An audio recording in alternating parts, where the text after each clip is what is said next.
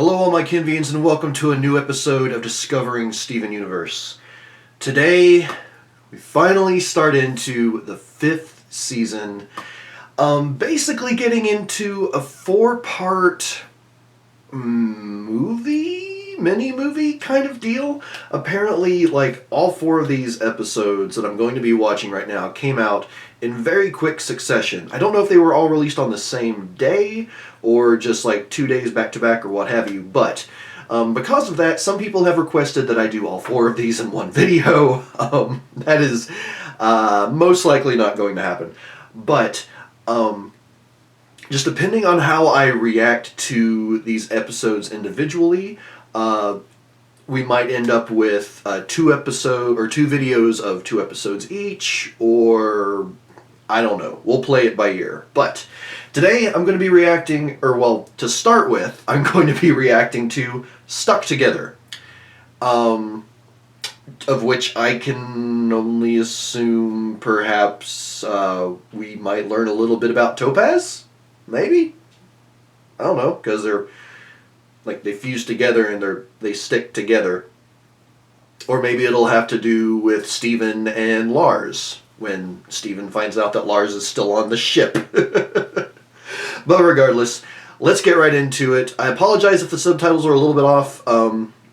I have acquired this episode as best as I can. But regardless, let's get right into it in 3, 2, 1, go. I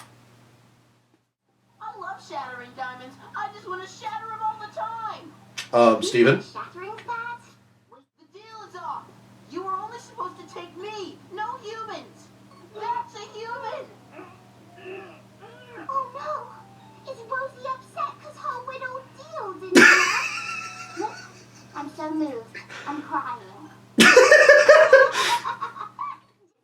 Say, Rose, how do I look? Awful small and mean. Awful. Is that how you got it so? You were abducted. That's not your fault. No, I trashed my role and ran away. Then I was abducted. Oh. No, why couldn't I just let people eat my food? So he did run away. He didn't just get captured. Here, just leave it to me. Fine. Lars, pull my pants off. What? Trust me, I'm trying to save you. Come on, Lars, you can do it. Ugh, fine. No, he can't. Unless your pants are super stretchy. Come on, just one more try. I've always just been stupid and afraid. Not like you. Oh my You're god. always helping people. You're never afraid. We'll figure it out. We've got like 1 billion light years till we get there, right? For the first time ever, you're gonna look on the bright side. You don't have to sugarcoat this. I could try using my legs, but it might be weird. That's so beautiful. That is not... Conscious of certain doom. I'll set the coordinates for Earth. All right, Lars, just get in. That is not the voice I would have expected. What are you talking about? Oh, oh snap. So, Wait, Lars, Steven, where are they taking us? I don't know. Steven! Lars.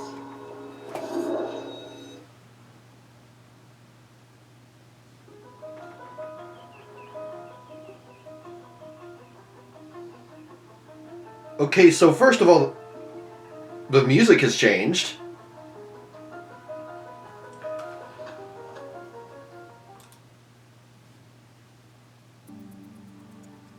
There's a lot to unpack there. And I really, part of me wants to go ahead and go on to the next video. But there's a lot I want to talk about with this episode, so I'm sorry. But this episode is going to be, or this video is going to be just stuck together. While not being stuck together with the next episode. But, okay. So one of my guesses was correct in that it focused on stuck together. Well, technically both of my guesses were right. It had to do with Topaz, and it also had to do with Lars and Steven. All of which came out with some...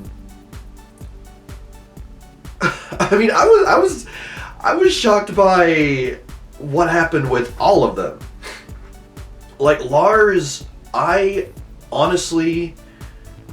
did not expect him to open up the way he did. I expected there to be, perhaps some character growth, but like in this instance, he just came right out and admitted it's like, he's terrified. He knows he's a wuss. He knows he's not as tough as he tries to make himself out to be. And just both him and Steven opening up to each other, it was really well done. And Steven talking about how, he's afraid. It's like, he doesn't want to do what he's doing. He's afraid of what's going to happen. Because no one really knows what's going to happen at this point. And even when it came time that Lars could have escaped on the escape pod, he was trying to get Steven to go, but Steven said he turned himself in, that someone has to pay for Rosa's crimes. And that's one thing that really... that perspective is something that has been building up, or that we've been building up to with Steven. And at this point, I'm curious if he sees any positive in his mom, in what she did. Like, I'm curious if he thinks that there was really any positive aspects of what Rose did, of rebelling, of shattering Pink Diamond.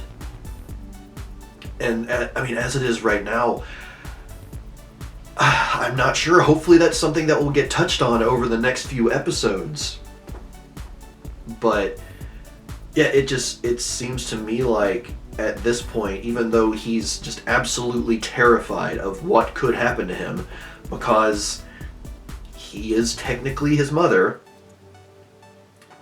he believes that someone has to pay for the crimes that she committed, even though, arguably,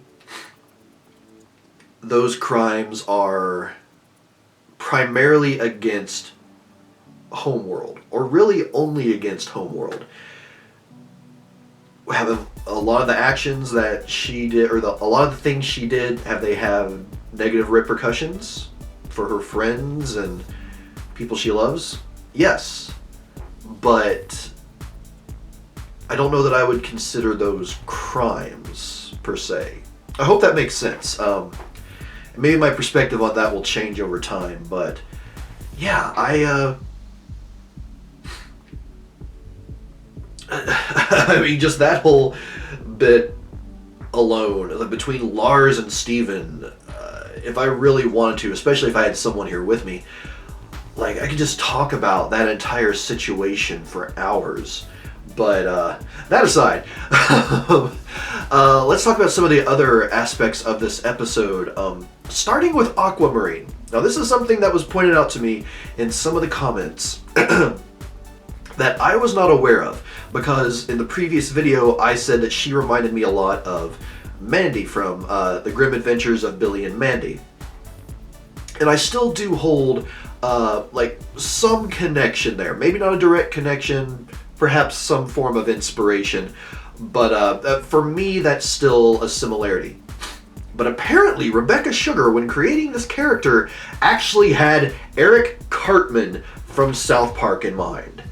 And while I have not watched really any South Park for the past 5 years or more, just based on the episodes I have seen from back when I was in college and a little while afterward, yeah, I can see it. I can definitely see that. Cartman is not a good person in 99% of situations.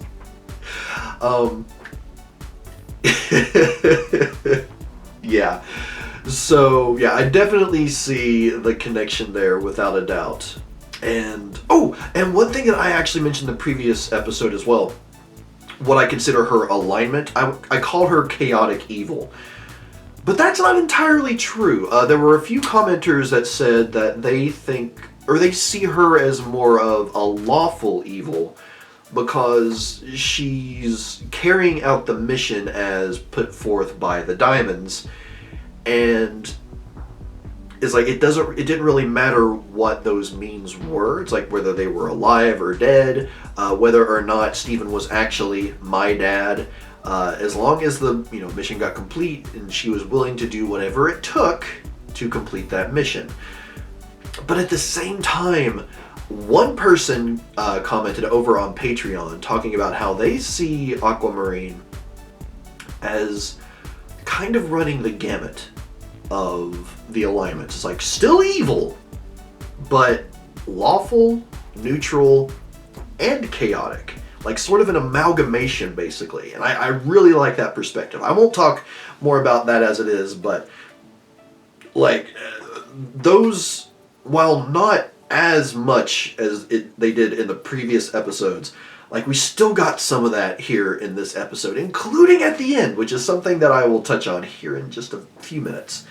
But moving on from there, my quote of the episode is by far when Aquamarine asks Steven, or I'm sorry, Rose, how she looks. And Steven just says, "Small, awful, and mean." Just for some reason that felt so perfect. Because it truly does compartmentalize how best to describe Aquamarine. God. Oh yeah, she's an interesting one to say the least. Now, other than that, the biggest shock for me on this entire episode was Topaz. For a few reasons. One, Topaz talked. I didn't think, like, she was just very silent and stoic, never really responded to anything other than just, like, some glances here or there. But she spoke, and not only that, the voice was not one I expected. Like, I expected a voice more along the lines of, not everyone may get this reference, but if you know of the game Overwatch, the character Zarya, her voice was something that I would have associated with Topaz. But it's not at all. It's, I don't know exactly how I would describe her actual voice. It's a very pretty voice. A very sweet voice. Just, I guess, one based on first impressions, visual impressions of Topaz. It's not the voice I would have immediately associated with her. But that's just me anyway. But yeah, Topaz, the biggest shock surprise of this entire episode for me. And then, really the entire last segment. When Aquamarine finds Topaz getting ready to put Lars and possibly Steven into the escape pod, and like it looked like Topaz was actually going to use the destabilizer on Aquamarine. Because apparently she doesn't even like she referred to those missions as being awful. So she doesn't even really like what she's been doing. But I guess Steven and Lars were the first people / beings that she's been around that could sort of share that kind of ideal, that kind of opinion about what's going on. But then, even when Aquamarine talked her out of it by, telling her what would most likely happen, the fact that Aquamarine, I don't know if you would say it's more that she took pity on Topaz or she took mercy on Topaz, because she said just separate and we'll pretend like this never happened. And she didn't say it maliciously. She said it in a way that, again, it's like, it seemed like pity, or it almost... I don't know if it's because she didn't expect this sort of reaction or this kind of action from Topaz at all, or I don't know, maybe there's something deeper underneath that pretty much just big wall of evil, which is all that we've gotten from Aquamarine this entire time. But yeah, just again, the taking pity / mercy on Topaz, it was unexpected. It wasn't something like, I basically expected Aquamarine to take her wand to forcibly separate them, and then the Topazes would be maybe put on trial as well. Of course, I'm referring to it being on trial because the next episode is called The Trial. I don't know why I waved it right there because the writing is really small. But yeah, this episode was solid. Very solid, and it has me ready to get into these upcoming episodes, to get through the rest of this 4-part event, someone told me the event was called Wanted, hence the trial, I guess. So yeah, I'm ready to get into the next episode. Everyone, thank you so much for being here for this episode of Discovering Steven Universe. Please let me know your thoughts on not only this episode, but also what I've had to say about it.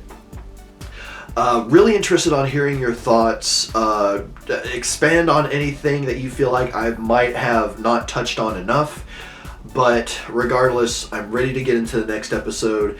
And I'm not even going to go over the whole Patreon blurb, but if you want to see the episodes before they go up, link in the description down below, all that.